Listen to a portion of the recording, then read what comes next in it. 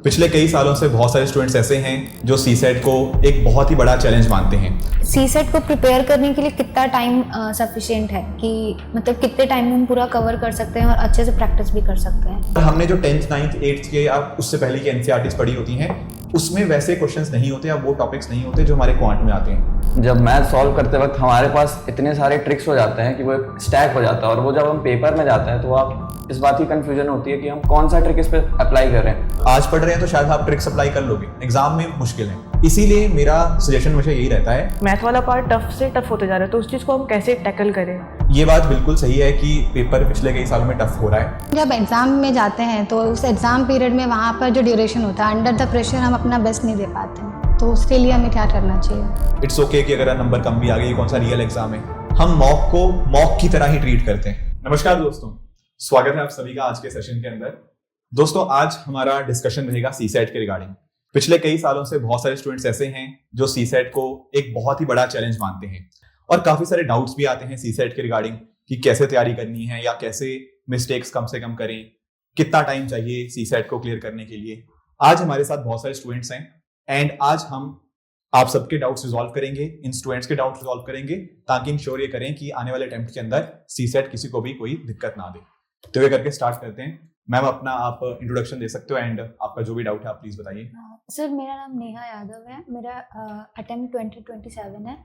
तो सर, मेरा ये डाउट था कि सीसेट को प्रिपेयर करने के लिए कितना टाइम सफिशिएंट है कि मतलब कितने टाइम में हम पूरा कवर कर सकते हैं और अच्छे से प्रैक्टिस भी कर सकते हैं सर। जी मैम, अगर हम बात करें सीसेट की तो सीसेट के जिस तरह से हमारे पास 3 सेक्शंस आते हैं, quantitative aptitude, logical reasoning and reading comprehension. अब सबसे पहली बात तो ये है कि हमें ये देखना है कि हमारा बैकग्राउंड किस तरह का है। अब कोई ऐसा कैंडिडेट हो सकता है जिसको हमेशा से ही काफी पसंद हो चीजों को पढ़ना, नॉवेल्स वगैरह या बाकी सारी चीजें, उसकी रीडिंग बहुत अच्छी रही होती है, तो उस केस में उसको रीडिंग कॉम्प्रिहेंशन में उतनी प्रॉब्लम नहीं आती ऑन एक ऐसे बच्चे के कंपैरिजन में जिसने कभी रीडिंग करी ही नहीं। तो हो सकता है कि आपका रीडिंग कॉम्प्रिहेंशन अच्छा हो। ऑन द अदर हैंड एक बच्चा ऐसा हो सकता है जिसका बहुत टाइम से मैथ्स उसने फॉलो किया हो, चाहे अपनी इंजीनियरिंग में या अपनी ग्रेजुएशन में, तो उनका हो सकता है क्वांट या रीजनिंग अच्छा हो। तो सबसे पहले आप अपने आप को देखो कि आपका स्ट्रॉन्ग जोन कौन सा है। अब उसके बाद फिर जो बाकी पोर्शन बचता है उसके ऊपर हमें टाइम देना पड़ेगा। अब रही बात कि कितना टाइम लगेगा, अगर मान लो आपका रीडिंग कॉम्प्रिहेंशन अच्छा है तो दैट मीन्स आपको डेली का बहुत ज्यादा टाइम अपना रीडिंग कॉम्प्रिहेंशन को नहीं देना, बट क्वांट एंड रीजनिंग को देना पड़ेगा। अब रफली अगर हम बात करें, क्वांट में अराउंड 20 टॉपिक्स आते हैं। एक नंबर सिस्टम सबसे बड़ा टॉपिक है, बाकी सारे टॉपिक्स कंपैरेटिवली छोटे हैं। इसी तरह से रीजनिंग में भी लगभग 15 के आसपास टॉपिक्स आते हैं। तो अगर हम देखें ना कि अगर हम हर एक टॉपिक को लगभग 2 दिन 3 दिन दें और नंबर सिस्टम थोड़ा ज्यादा टाइम दें तो हम लगभग 2.5 से 3 महीने के अंदर हम अपना पूरा सीसेट अच्छे से कर सकते हैं। अब इसमें इंपॉर्टेंट चीज पता क्या है कि हम सही चीजों को पढ़ें। अब जैसे आपको एग्जांपल देता हूं कि कई बार स्टूडेंट्स पूछते हैं, आप में से भी कई बार स्टूडेंट्स ने पूछा है कि सर क्या मैं 10th क्लास की एनसीईआरटी कर लूं मैथ्स के लिए, 9th क्लास की एनसीईआरटी कर लूं, 8th क्लास की एनसीईआरटी कर लूं। तो पॉइंट ये आता है कि यूपीएससी सीसेट में इन चीजों का रोल नहीं है। UPSC CSAT is about quant, वो मैथ्स नहीं पूछ रहा, वो क्वांट पूछ रहा है। और हमने जो 10th 9th 8th के या उससे पहले की एनसीईआरटीज पढ़ी होती हैं उसमें वैसे क्वेश्चंस नहीं होते या वो टॉपिक्स नहीं होते जो हमारे क्वांट में आते हैं। तो इंपॉर्टेंट चीज है कि अगर आप सही सोर्सेस फॉलो कर रहे हो ना, अपना डेली का 3 घंटे 2 घंटे दे रहे हो, तो लगभग 2.5 महीने के अंदर आप अपना सीसेट की प्रिपरेशन मेरे हिसाब से कर सकते हो। राइट जी sir. Afternoon sir, my name is Akshat Singh. So sir, मेरा चैलेंज मैथ्स है क्योंकि I am a little bit weaker in maths. तो मेरे साथ ये होता है लाइक मैथ्स में सॉल्व कर लेता हूँ, बट जब मैथ सॉल्व करते वक्त हमारे पास इतने सारे ट्रिक्स हो जाते हैं कि वो स्टैक हो जाता है और वो जब हम पेपर में जाते हैं तो आप इस बात की कंफ्यूजन होती है कि हम कौन सा ट्रिक इस पे अप्लाई करें उस समय पे एट द मोमेंट, क्योंकि पैनिक हो जाता है आदमी। So what should we do? देखो, एक चीज मैं यहाँ मेंशन करना चाहूंगा कि जब यूपीएससी सीसेट की हम बात करते हैं ना, तो ये पेपर पिछले कई सालों में ट्रिक्स से कम और आपके एप्टीट्यूड से ज्यादा सॉल्व होता है। अगर कोई ऐसा कैंडिडेट है जिसने बहुत सारे ट्रिक्स याद कर लिए, एग्जाम में उसको with in that time limit tricks apply करना बहुत मुश्किल रहेगा। हम अगर आज पढ़ रहे हैं तो शायद आप ट्रिक्स अप्लाई कर लोगे, एग्जाम में मुश्किल है। इसीलिए मेरा सजेशन हमेशा यही रहता है कि आपका ज्यादा फोकस अपनी कंसेप्ट्स को अंडरस्टैंड करने पे ज्यादा होना चाहिए। अगर आपने एक टॉपिक को बहुत डिटेल में समझा है, हर एक पॉइंट को अंडरस्टैंडिंग मतलब उसकी है और ट्रिक्स पे रिलायंस कम है, तो आपके मार्क्स हमेशा ज्यादा आएंगे। अगर आपने बहुत सारे फॉर्मूलाज रट लिए कि हाँ यार अगर ये क्वेश्चन आएगा तो ये फॉर्मूला लगाऊंगा, ये फॉर्मूला आएगा तो ऐसे सॉल्व करूंगा, तो वो दिक्कत रहेगी एग्जाम के अंदर। पर अगर आपने उसको सही ढंग से एक प्रॉपर अप्रोच बना के सॉल्व करना सीखा है तो एग्जाम में वो क्वेश्चन सॉल्व होगा। दूसरी बात, अगर आपको ये प्रॉब्लम आती है कि एग्जाम में हमें अप्लाई करने में दिक्कत आती है, तो इट इज इंपॉर्टेंट कि हम मॉक टेस्ट दें। मॉक टेस्ट भी वैसे देने चाहिए जैसा रियल एग्जाम होता है, मतलब 2 घंटे में 80 क्वेश्चन आपके सामने होते हैं, तो जब भी हम मॉक्स दें तो ऐसे ही दें कि 2 घंटे में हम 80 क्वेश्चन सॉल्व कर रहे हैं। और इंपॉर्टेंट बात ये भी है कि जैसे रियल एग्जाम जब आपका होगा मई में, जो आपका एग्जाम होता है, तो सुबह के टाइम आपका जनरल स्टडीज का पेपर होगा, फिर उसके बाद 3 घंटे का गैप होगा, फिर दोपहर में सीसेट का पेपर होगा। अब जब हम मॉक्स देना तो हम बिल्कुल इसी तरह से दें।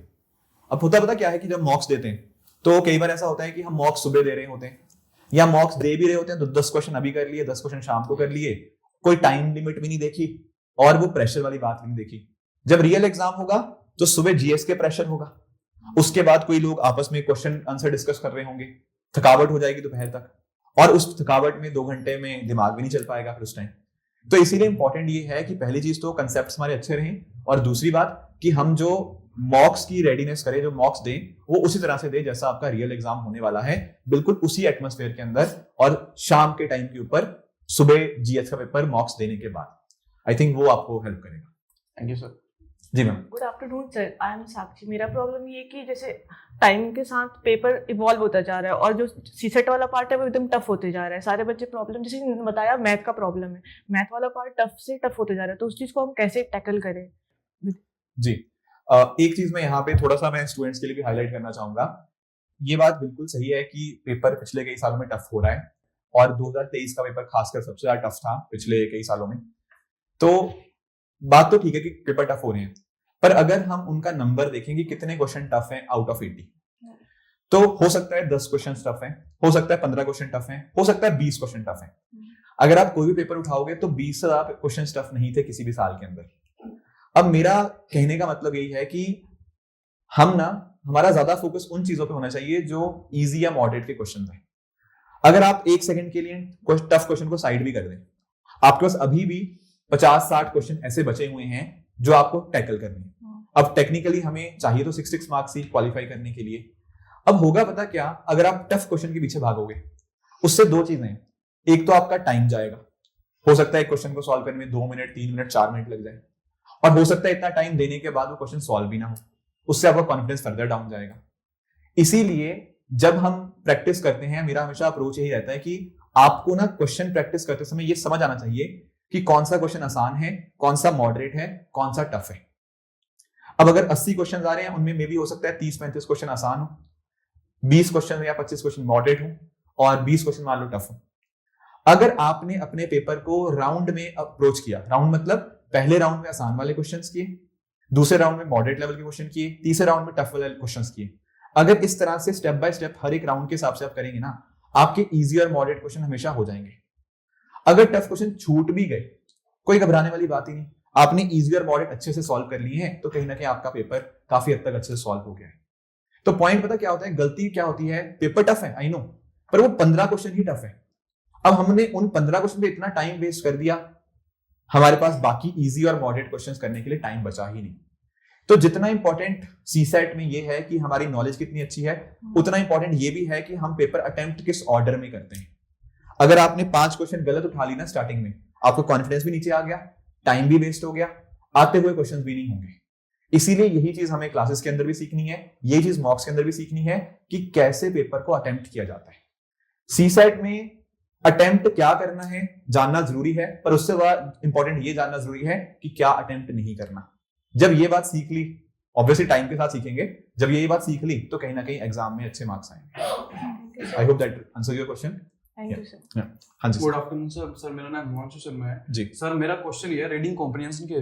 सर जो हमारा रीडिंग कॉम्प्रिहेंशन होता है वो बहुत बड़ा होता है और हमारे पास टाइम लिमिट होती है उसमें।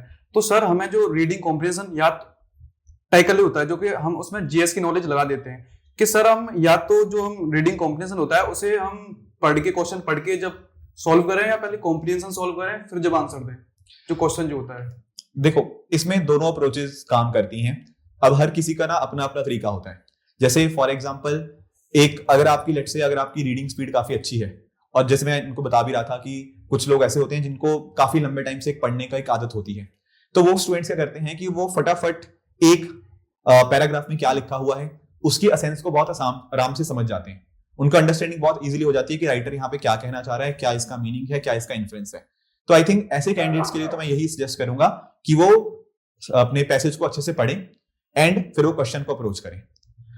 अब जिन स्टूडेंट्स को दिक्कत आती है, पढ़ने के अंदर दिक्कत आती है, वो कहीं ना कहीं क्वेश्चंस पढ़ के ये आइडिया ले सकते हैं कि अच्छा क्वेश्चन में क्या पूछा हुआ है, and then they can go to the passage in order to see कि हाँ क्या मीनिंग निकल रहा है पैसेज का। तो दोनों अप्रोचेस काम करती हैं, ऐसा कुछ इसमें सही गलत वाली बात नहीं है। इट इज अबाउट कि हम किस चीज में ज्यादा कंफर्टेबल है। ये धीरे धीरे हम जैसे प्रैक्टिस करते रहेंगे उससे एक आदत आपकी बन जाएगी। और खासकर मैं रीडिंग कॉम्प्रिहेंशन में ये बोलना चाहूंगा, जैसे आपने बताया भी कि जीएस की नॉलेज हमें यहाँ पे नहीं लगानी, हमें उस गिवन पैराग्राफ के अंदर राइटर ने क्या बोला हुआ है बस उसी बेसिस पे आंसर हमें यहाँ पे देना होता है। ये इंपॉर्टेंट बात है। इट इज लाइक कि हमें बाकी डोर्स अपने शट कर देने हैं, वो क्या बोल रहा है, उतना पैराग्राफ हमारे सामने क्या बोल रहा है उसी को ही हमें समझना है। ऑब्वियसली एक दिन में नहीं आएगा। पिछले साल के यूपीएससी के ही 12-13 साल के क्वेश्चंस हैं हमारे सामने, उनको ही आप अगर आपने अच्छे से प्रैक्टिस कर लिया रीडिंग कॉम्प्रिहेंशन के लिए तो आई थिंक 300-400 क्वेश्चंस तो वही बन गए। तो वही अपने आप में बहुत एक अच्छा सोर्स बन जाता है प्रैक्टिस करने का। तो रीडिंग कॉम्प्रिहेंशन करो, पीवाईक्यूज करो, खासकर मैं बात कर रहा हूं, तो उससे आपको ना काफी क्लैरिटी मिल जाएगी कि किस डायमेंशन से कैसे सोचना है, कैसे अननेसेसरी अपनी तरफ से इनपुट्स नहीं डालने हैं रीडिंग कॉम्प्रिहेंशन करते समय। Okay sir, thank you right sir. जी ma'am. Hello sir, my name is Akshara Gupta and मेरा डाउट ये है कि like I am from maths background, तो जो क्वेश्चंस हम लोग प्रैक्टिस करते हैं थ्रू आउट द ईयर उसमें हम लोग अपना बेस्ट देते हैं, लेकिन जब एग्जाम में जाते हैं तो उस एग्जाम पीरियड में वहाँ पर जो ड्यूरेशन होता है अंडर द प्रेशर हम अपना बेस्ट नहीं दे पाते हैं, तो उसके लिए हमें क्या करना चाहिए? जी मैम, एक तो जैसे मैंने मैम को भी आई थिंक सर को एडवाइस दी थी मैंने कि मॉक्स आपको किस तरह से देने हैं। एक चीज वो काम करनी चाहिए कि हमें बिल्कुल रेप्लिकेट करना है उस एग्जाम डे को। मॉक्स में अब क्या होता है ना कि जैसे पीवाईक्यू या मॉक्स में हमारे दिमाग में कोई टेंशन नहीं होता कि ठीक है यार नंबर कम भी आ गए तो कोई ऐसे बड़ी बात नहीं है, इट्स ओके कि अगर नंबर कम भी आ गए, कौन सा रियल एग्जाम है। हम मॉक को मॉक की तरह ही ट्रीट करते हैं, उसको उतने सीरियसली नहीं लेते। अब रियल एग्जाम जब आएगा तो प्रेशर होता है उस दिन, और 2-3 क्वेश्चन नहीं हुए तो कहीं ना कहीं डर जाते हैं। तो इसमें आपको 2 चीजें ही हैं। एक तो पहली चीज यही है कि मॉक्स को आप थोड़ा सीरियसली दें, प्रॉपर 2 घंटे के हिसाब से, कोई टाइम ज्यादा नहीं लेना वहां पे, प्रॉपर आपको ओएमआर लेके आपको उसी तरह से मॉक्स देने होंगे, तो एक वो सीरियसनेस बनेगी। और खासकर जब एग्जाम पास में आता है ना तो बहुत सारे इंस्टीट्यूट्स ओपन मॉक्स कंडक्ट करवाते हैं, तो आई थिंक वो एक बहुत अच्छी अपॉर्चुनिटी होती है कि हम रियल एग्जाम की फील ले पाए जहां बहुत सारे बच्चे आपके साथ प्रैक्टिस कर रहे होते हैं। दूसरी बात ये है कि जब आप एग्जाम में होंगे डेफिनेटली हर बंदे का थोड़ा सा डर बनता है, बिकॉज बहुत सारे नए नए क्वेश्चन आते हैं उस टाइम के ऊपर। ऐसे टाइम के ऊपर आपको अपनी जो प्रेपरेशन आपने करी है, मे बी 6 महीने, 1 साल, 1.5 साल, जो भी टाइम आपने प्रेपरेशन पे दिया है, तो उसके ऊपर आपको अपना कॉन्फिडेंस रखना है। यू नीड टू इंश्योर कि हाँ यार मैंने इतना टाइम दिया है, कहीं ना कहीं क्वेश्चन बनेंगे, मैंने बहुत मेहनत करी है, I have done the hard work in the right manner, तो उसको ऊपर आपको ट्रस्ट रखना है। कोशिश ये करनी है कि ठीक है यार 5 क्वेश्चन टफ थे, मेरा स्ट्रॉन्ग एरिया भी आएगा। अब हो सकता है कि मुझे एक टॉपिक ना आता हो, मुझे ज्योमेट्री ना आती हो, ज्योमेट्री क्वेश्चन आ गए, कोई बात नहीं, मुझे नंबर सिस्टम तो आता है, नंबर सिस्टम ढूंढो, रीजनिंग तो आती है, रीजनिंग ढूंढो, सीरीज के क्वेश्चन आते हैं, सीरीज ढूंढो। तो कहीं ना कहीं आपको वो इजी और मॉडरेट वाले क्वेश्चन आगे पीछे मिल जाएंगे। स्टार्टिंग के 10 क्वेश्चन नहीं मिलेंगे, एंड में से शुरू कर दो पेपर। तो मतलब इट इज अबाउट कि हमने अपनी स्ट्रेटेजीज कैसे करी है। ये मॉक्स का काम सिर्फ इतना नहीं है कि आपको सिर्फ क्वेश्चन अटेम्प्ट करने हैं, इट इज अबाउट कि हमने स्ट्रेटेजी भी बनानी है कि जैसा मर्जी आसान पेपर आए तो कैसे टैकल करना है, मुश्किल पेपर आए तो कैसे टैकल करना है। तो जितनी गलतियां करनी है मॉक्स में कर लो ताकि रियल एग्जाम में कम से कम गलतियां हो। राइट? कुछ और आपके कुछ एनीथिंग एल्स और कुछ क्वेरीज हैं आपकी? सर मेरी क्वेरी है, जैसे कि मेरे कुछ सीनियर्स हैं जिन्होंने 3 से 4 बार प्रीलिम्स दे लिया है, जो सी सेट की वजह से रुक जाता है। तो मैंने जैसे उनसे पूछता हूँ कि आप जैसे कि रियल एग्जाम में जाके बैठते हो तो आपकी क्या मिस्टेक हुई होती है, तो सर वो जैसे बता रहे हैं, तो मेरे को जैसे हम मॉक देते हैं, जैसे मैंने थोड़ा बहुत सी सेट पढ़ा है, तो हम जैसे मॉक देते हैं तो वो बताते हैं जैसे कि मैथ्स का कोई क्वेश्चन आया तो हम क्या करते हैं, जैसे मैथ का कोई क्वेश्चन आया तो हम सॉल्व करने लग जाते हैं ट्रिक द्वारा, या फिर कभी कभी ऐसा होता है कि हम टाइमिंग ज्यादा कंज्यूम करते हैं, तो और हमारा रीडिंग कॉम्प्रिहेंशन अच्छा ना हो उस टाइम पे, अगर किसी का अच्छा ना हो तो वो उस टाइम पे कैसे टैकल करेगा। एक तो मैथ में भी अटक रहा है, रीडिंग कॉम्प्रिहेंशन में अटक रहा है, और प्रेशर भी बहुत ज्यादा होता है बच्चों को, कैसे, तो उस टाइम पे हमें क्या करना चाहिए? देखो, एक आपने बहुत इंपॉर्टेंट बात कही कि एक ना जैसे गड़बड़ हम लोग करते हैं ना कि स्टूडेंट का आता है कि 3 सेक्शंस हैं, चलो इनमें से 1 या 2 पढ़ लो, एक छोड़ देते हैं। ये गलती बिल्कुल नहीं करनी। उसमें आपको समझाता हूँ लॉजिक क्या है। जैसे 2023 का हम अगर पेपर नोटिस करें, उस बार क्वांट टफ आया, बिल्कुल आया, रीजनिंग एवरेज थी, पर उस साल का आप रीडिंग कॉम्प्रिहेंशन उठाओ, एक्सट्रीमली इजी भी नहीं कह रहा मैं, एक्सट्रीमली इजी कह रहा हूं। जिन बच्चों ने रीडिंग कॉम्प्रिहेंशन थोड़ा बहुत भी पढ़ा था, वो 27 में से उस साल 22, 23, 24, 25, 26 स्टूडेंट्स, मतलब 26 क्वेश्चन भी वो ठीक करके आए हैं। अब अगर इस बच्चे ने गलती क्या करी होगी, जिसका 23 का पेपर नहीं हुआ, उसने क्वांट पढ़ के गया होगा, रीडिंग कॉम्प्रिहेंशन छोड़ दिया होगा। अब क्वांट टफ आ गया तो क्वांट हो नहीं रहा, रीडिंग कॉम्प्रिहेंशन उसको आता नहीं क्योंकि वो पढ़ के नहीं गया, तो कहीं ना कहीं वो 23 में बाहर हो गया। अब 24 का पेपर मैं बताता हूं आपको। 24 में अगर मान लो कोई कैंडिडेट है जिसने रीडिंग कॉम्प्रिहेंशन पढ़ा है, पर मान लो वो क्वांट नहीं पढ़ के गया या रीजनिंग नहीं पढ़ के गया। अब 24 के पेपर में रीडिंग कॉम्प्रिहेंशन टफ आया, पर रीजनिंग और क्वांट काफी इजी आया। तो हर साल ना एक सेक्शन थोड़ा टफ आता है। तो अगर हमने 2 सेक्शन पे पकड़ बनाई है और एक सेक्शन पूरा छोड़ दिया, अगर मान लो वो इजी आ जाए तो मैं सजेस्ट यही करूंगा, आप पूरा का पूरा सेक्शन मत छोड़ो। ऐसा मत छोड़ो कि एक सेक्शन पूरा ही छोड़ दिया। ऐसा कर सकते हो, उसको सिलेक्टिवली पढ़ लो। अगर आप क्वांट में थोड़ा वीक फील कर रहे हैं, क्वांट के कुछ टॉपिक्स पढ़ लो, नंबर सिस्टम पढ़ लो, टाइम एंड वर्क पढ़ लो, एवरेज पढ़ लो, परसेंटेज पढ़ लो, जो आपको लगता है कि यार यहां से ज्यादा क्वेश्चन आ सकते हैं और वो इजी भी है, तो उनको सिलेक्टिवली पढ़ लो। तो पॉइंट ये है कि ऐसा नहीं करना कि एक ही सेक्शन पे पूरा रिलायंस करना है, एक ही सेक्शन पे पूरा भरोसा करना है। नहीं, आपको अगर तीनों सेक्शन ठीक ठाक लेवल के आते होंगे तो यूपीएससी कुछ भी कर ले, कितना मर्जी पेपर टफ लाने की कोशिश करे, आपका सिलेक्शन हो जाएगा। गलती यही होती है कि या तो हम एक सेक्शन पूरा छोड़ देते हैं या फिर एग्जाम के टाइम के ऊपर गलत क्वेश्चन अटेम्प्ट करते हैं, जिस वजह से हमारा एग्जाम क्लियर नहीं हो पाता। तो सबसे मेरे सजेशन यही है कि तीनों सेक्शन पे ठीक ठाक पकड़ होनी चाहिए। ये नहीं कह रहा तीनों में बेस्ट हो जाओ, पर ठीक ठाक मोर देन एवरेज आप तीनों में अगर होंगे तो फिर कैसा भी पेपर आए आपका एग्जाम होगा। और अगर आपने मॉक सही ढंग से दिए हैं तो आई थिंक आप उसको क्लियर भी कर लोगे। सर राइट, हाँ जी। मेरा ये क्वेश्चन था कि अगर कोई आर्ट्स का स्टूडेंट है जिसका बैकग्राउंड नहीं है, मैथ्स वगैरह ऐसे, तो उसे मतलब अप्रोच क्या होना चाहिए कि कौन से चैप्टर से शुरू करे ताकि उसको इजी लगे या फिर कंफर्टेबल हो पाए सीसैट में? स्टार्टिंग आई थिंक हम नंबर सिस्टम से कर सकते हैं। नंबर सिस्टम में क्योंकि हम पहले नंबर्स पढ़ेंगे, उनके एक आइडिया मिलेगा, तो थोड़ा सा ना मतलब हमें पता लग जाता है कि अच्छा यार even number, odd number, natural number, prime numbers, ये सब क्या होते हैं। तो एक बार वो बेस बन गया, फिर उसके ऊपर आप डिफरेंट टॉपिक्स, जैसे परसेंटेज एक फंडामेंटल टॉपिक है, एवरेज एक फंडामेंटल टॉपिक है, तो यहां से आपके फंडामेंटल्स बनने स्टार्ट हो जाएंगे। जो आपके डिफिकल्ट टॉपिक्स हैं, जैसे परमुटेशन, कॉम्बिनेशन, प्रोबेबिलिटी या ज्योमेट्री वाले, इनको हमें एंड में पढ़ना चाहिए। इनफैक्ट मैं कोर्सेज में भी ऐसे इंश्योर करता हूं कि स्टार्टिंग में पहले हमारे फंडामेंटल्स वाले कवर हो जाते हैं, उसके बाद जाके जो डिफिकल्ट टॉपिक्स हैं उनको एंड में पिक करते हैं, ताकि हमारा एक बार बेस बन गया है, अब मुश्किल टॉपिक्स पढ़ने में भी हम कंफर्टेबल हैं। तो आई थिंक ये अप्रोच अगर हम सही ढंग से पढ़ेंगे तो that is going to help, right. तो दोस्तों आज हमने काफी सारे स्टूडेंट्स के डाउट्स लिए एंड ठीक है, आई होप ऑनलाइन स्टूडेंट्स के भी बहुत सारे डाउट्स जो हैं वो एड्रेस हुए होंगे। एंड इस तरह से आप सब लोग हार्डवर्क करिए। All the very best and thank you so much.